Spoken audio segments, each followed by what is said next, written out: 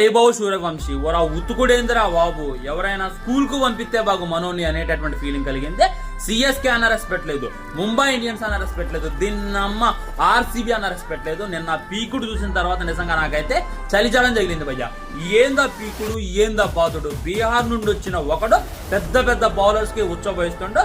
మనోడు ఏది చూసుకున్నట్లయితే 15 ఆ రేంజ్ లో వీడియో గేమ్స్ ఆడతాడు, లేదా ఇంట్లో కూర్చొని హోంవర్క్ చేసుకుంటాడు. కానీ మనోడు బట్టికే టాప్ బౌలర్స్ తో వీడియో గేమ్ ఆడతాడు అనేటటువంటిది క్లారిటీగా అర్థమవుతుంది.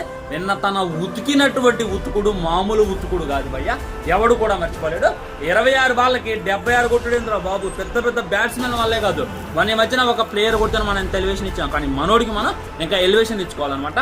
మెయిన్ ఆర్సీబీ కూడా గట్టి ఫైట్ అయితే ఇచ్చింది. 67 దగ్గరే 6 వికెట్స్ 5 వికెట్స్ పడ్డాయి అనుకుంటా. నాకు తెలిసి వీళ్ళు 120కే ఆల్అౌట్ అవుతారు. 100 కొడతారా కొట్టరా అని చెప్పి నేనైతే అనుకున్నా, కానీ కట్ చేస్తే 200 స్కోర్ అయితే చేశాడు. సో మాక్సిమం హోరీగా ఉంటదిలే మ్యాచ్ అని చెప్పి అనుకున్నా. కానీ వైభవ్ ఆ కొట్టుడు పవర్ ప్లే లోనే మ్యాచ్ ఫినిష్ చేస్తారేమో అనేటటువంటి ఫీలింగ్ కలిగింది. ఆ బీకుడు కదా, ఆల్మోస్ట్ 20 బాల్లకే 70 పైన స్కోర్ అయితే బీకిండు. అయినా కానీ ఏడ్చుకుంటా గ్రౌండ్ లో బయటకు వెళ్తాడు భయ్యా.